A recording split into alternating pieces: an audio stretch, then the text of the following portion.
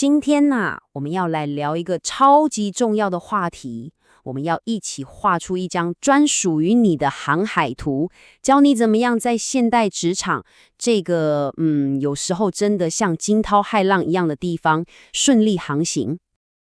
说真的，在职场这片波涛汹涌的大海里，你是不是也常常觉得自己好像迷失方向了？一边是 AI 时代来的焦虑感，另一边又是各种烦死人的人际冲突，有没有觉得自己就像一艘在暴风雨里飘摇的小船呢？你看哦，现在的职场就是一个这么矛盾的地方。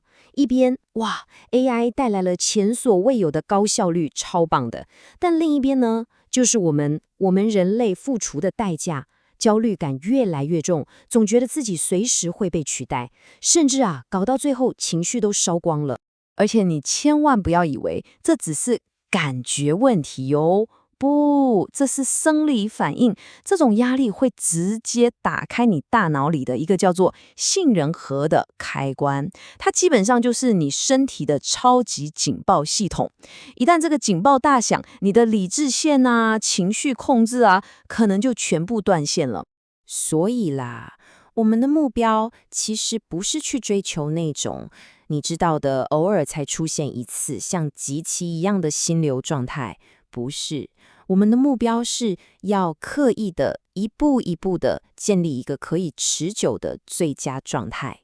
那问题来了，到底要怎么做到呢？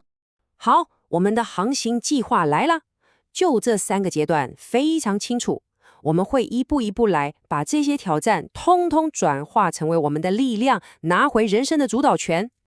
好，第一步，稳住船身，想象一下，暴风雨已经来了。你现在最重要的任务就是想办法让这艘船不要翻掉，这是紧急措施。你需要为自己建立一道心理防护，一道人际防火墙。这听起来超酷的，对吧？用它来抵挡那些情绪攻击职场霸凌意思就是说，在冲突发生的时候，你要在心里划清界限，在回话之前先停下来，深呼吸。各位，这句话请你刻在心里，它就是你防火墙的核心程式码，是你最强的盾牌。在心里不断告诉自己，这是他的情绪，不是我的责任。这就是你保护自己，不让别人的情绪垃圾倒在你身上的第一道防线。OK， 心理战术有了，但别忘了你的硬体要跟上哦，也就是你的大脑。所以睡得好，睡得深非常重要，还有规律运动，把那些压力荷尔蒙代谢掉。再来，每天花个10几分钟做正念练习。跟你说，这些都不是选配，是标配。好，船稳住了，接下来第2步，校准罗盘。我们要重新找到方向，知道自己该往哪里去。来，这张图非常非常关键。现在职场的游戏规则已经变了，那些靠 IQ 的硬技能，像是计算逻辑分析AI 慢慢都会了。但我们真正无可取代的优势在哪？就是 EQ 情绪智商，这才是我们的主场，是 AI 绝对抢不走的。所以从现在开始，拜托不要再追求那种完美的心流状态了，那样太容易累垮了。相反地，我们要彻底改变游戏的目标。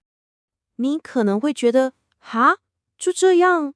没错，就是这些小小的胜利。比方说，终于回复了那封难搞的 email， 或者帮同事解决了一个小麻烦。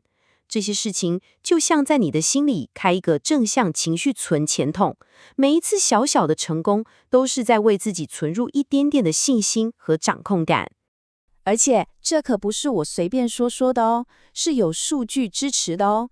研究发现，我们工作中高达75%的好日子，3/4它的动力来源就是在这些有意义的小事情上取得了一点点进展。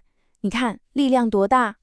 好啦，现在你的船身稳了，罗盘也对准方向了，是时候了。我们来到最后一步，也是最关键的一步，修复我们的引擎，让船重新充满动力，全速前进。记住，一个人战斗，恐惧是会被放大的，所以你得建立自己的支援部队，你的幽灵舰队，那些你信任的朋友、导师，然后学聪明一点，管理的不是时间，是你的精力，把你最清醒的时间拿来做最难的事。最后，写情绪日志，搞清楚到底是什么事情会引爆你的情绪。好，讲了这么多，我们来做个总结，看看这整张航海图的全貌。如果今天你只能记住一句话，我希望就是这句：IQ 是你的引擎，它能给你马力，让你往前冲；但是 EQ 才是你的舵，它决定了你的方向，让你知道在惊涛骇浪中该怎么转弯，怎么闪躲。真的，听我说，你不需要变成一个什么刀枪不入的超级英雄，那样太累了。你只需要努力成为一个处在最佳状态的自己，一个有韧性、可持续，而且最重要的是真实的自己。你看，只要掌握了这些工具，你今天所承受的所有压力都可以转化成明天的燃料。所以现在问题只剩下一个，你准备好亲手拿起那个舵，夺回人生的主导权了吗？